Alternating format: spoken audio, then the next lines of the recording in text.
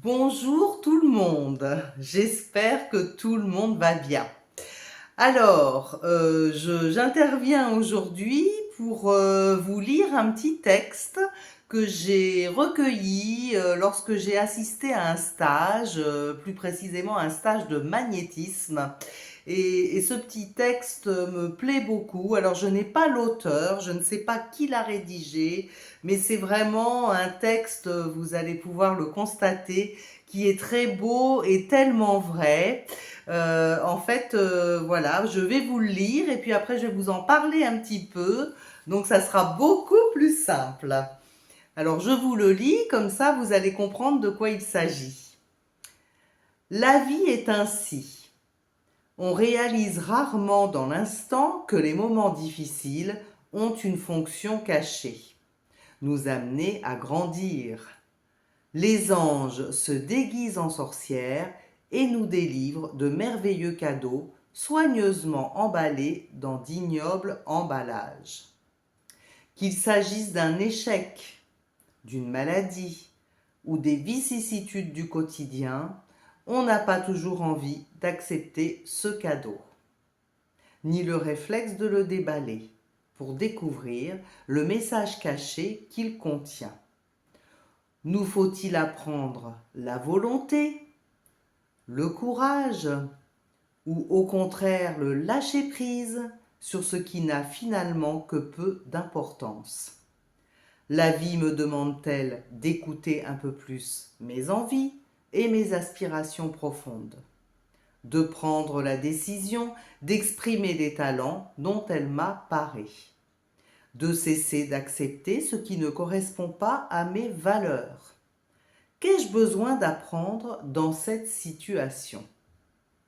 Quand l'épreuve survient, on réagit avec colère ou désespoir, rejetant légitimement ce qui nous semble injuste. Mais la colère rend sourd et le désespoir aveugle. Nous laissons passer l'occasion qui nous était offerte de grandir. Alors les coups durs et les échecs se multiplient. Ce n'est pas le sort qui s'acharne contre nous, c'est la vie qui tente de renouveler son message. Alors je trouve vraiment ce texte magnifique. Il résume vraiment bien ce que nous devons comprendre de l'incarnation, c'est-à-dire pourquoi sommes-nous incarnés, qu'est-ce que nous venons faire sur cette terre, car il faut savoir que moi personnellement je crois à la réincarnation. Je sais qu'il existe de multiples vies dans des mondes parallèles, même que nous venons nous incarner, réincarner depuis des millénaires, de façon à éveiller notre âme, à faire grandir notre âme et surtout à expérimenter toutes les facettes de l'être humain. C'est-à-dire qu'on vient jouer des rôles, hein, la Terre, enfin en tout cas l'incarnation est un petit peu comme une grande pièce de théâtre et on vient jouer des rôles et apprendre. Donc notamment apprendre des leçons de vie. Donc nous sommes incarnés pour apprendre des leçons. Ça, il faut le savoir. Des leçons de vie. Et tant que la leçon n'est pas apprise, eh bien, les mêmes expériences vont se reproduire maintes et maintes fois. Donc, d'où l'intérêt de vraiment essayer, en tout cas, de comprendre ces leçons de vie. Quand il nous arrive quelque chose, comme on le dit dans le texte, il y a toujours un message caché. Donc, essayons de voir si effectivement on ne devrait pas cesser d'accepter ce qui ne nous correspond pas. Peut-être qu'effectivement, nous ne sommes pas en adéquation avec l'attente profonde de notre âme. Donc ça, c'est vraiment important d'être vigilant. Pourquoi est-ce que on a toujours les mêmes épreuves à vivre? Pourquoi ça revient? Pourquoi on rencontre toujours le même type d'homme ou de femme, par exemple, qui ne nous correspond pas? Qu'avons-nous à comprendre? Donc voilà, c'est comme à l'école. Tant qu'on n'a pas compris la leçon, eh bien, on aura des interrogations et on aura une mauvaise note. Donc l'idée, c'est d'arriver à 20, si on peut, hein. Donc de bien apprendre et de bien comprendre surtout. Tout passe par la compréhension.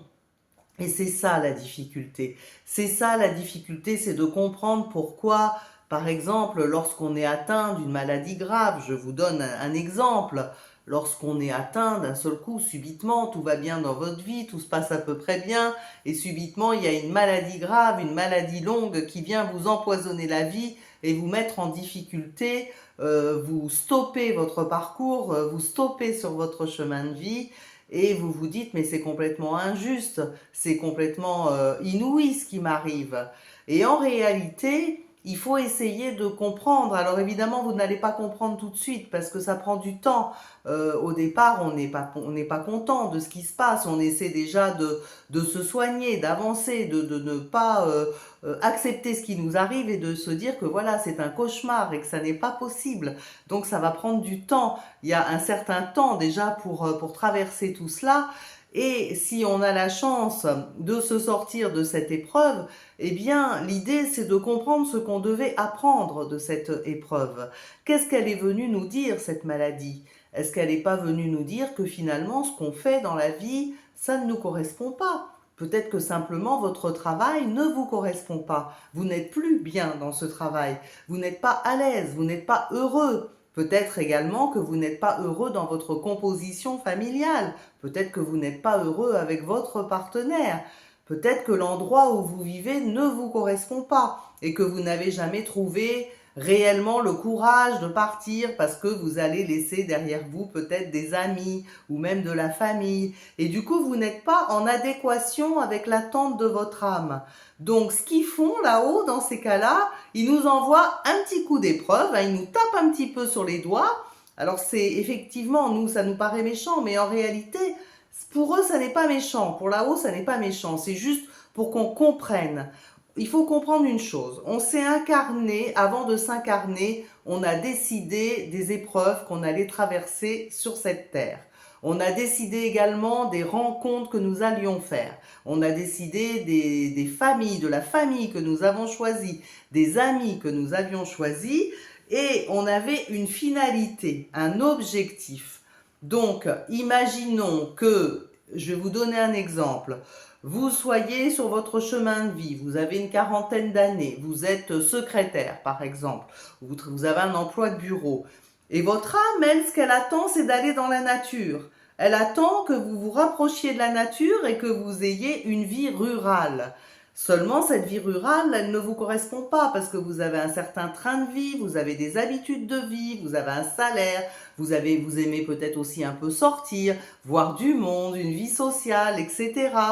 Et cette vie naturelle, elle vous tente, mais elle vous fait peur. Elle vous fait peur parce que c'est l'ego, parce que vous revenez vous vous êtes fixé sur les attentes matérielles et non pas sur les attentes de votre âme. Donc, en réalité, le secret pour être heureux, c'est de se rapprocher le plus possible de l'attente de son âme. Et tant qu'on n'est pas en adéquation avec ce qu'on avait prévu avant l'incarnation, c'est-à-dire essayer de comprendre à quoi elle a servi cette vie et qu'est-ce qu'on vient faire dans cette vie, qu'est-ce qu'on vient effectivement expérimenter, et toutes ces épreuves et toutes ces expériences et tout ce que vous avez appris, mais à quoi ça nous sert? À quoi ça nous sert? Donc effectivement, c'est propre à chacun. Chacun doit comprendre, chacun doit comprendre les épreuves qui lui sont envoyées, les difficultés. Chacun doit essayer effectivement d'être au plus juste. Vous savez, finalement, le bonheur se résume à quelque chose d'assez simple.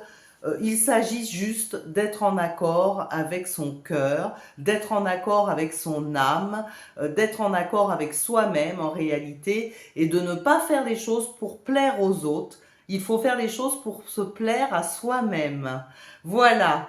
Donc en gros, ce texte que je vous ai lu, dont j'ignore l'auteur, qui m'a été remis lors d'un stage. Personnellement, il m'a énormément apporté. Il m'a permis de grandir beaucoup plus rapidement et de mieux comprendre ce que j'étais venue faire ici, et notamment essayer d'aider les personnes avec ce don qui m'a été donné et que je n'osais pas réellement exploiter durant une bonne partie de ma vie. Donc en tout cas, vous voyez, ce texte, pour moi, il a servi de booster, ça a été un élément déclencheur. Donc ce que je souhaite ici, c'est que ça soit également un élément déclencheur pour vous. Donc n'hésitez pas à revenir au début de cette vidéo si vous souhaitez réécouter ce texte. En tout cas, je vous remercie infiniment. Je vous remercie pour vos abonnements, pour votre présence. Sachez que j'ai ouvert également un compte sur TikTok. Je ne sais pas si j'irai beaucoup. En tout cas, j'essaie de diffuser un peu sur deux réseaux sociaux différents pour voir un petit peu si je peux apporter d'autres choses. Je sais que sur TikTok, il y a peut-être beaucoup de jeunes et peut-être que je peux aider certaines personnes assez jeunes. Pourquoi pas? En tout cas, essayer de les aider. Donc voilà. Donc je vous remercie en tout cas de votre présence. Vraiment, vous me faites chaud au cœur. Toujours des messages super gentils à mon égard. Toujours élogieux. Vous êtes vraiment très très reconnaissant du travail que je vous fournis. Vraiment, c'est vraiment super. Je vous remercie. Je ne sais pas comment vous dire que je vous remercie, mais pour moi, ça m'apporte beaucoup, beaucoup, beaucoup, beaucoup, réellement et sincèrement. Voilà, je vous souhaite à tous et à toutes une très très belle journée, très très lumineuse, et je vous embrasse du fond du cœur. Merci beaucoup, à très bientôt.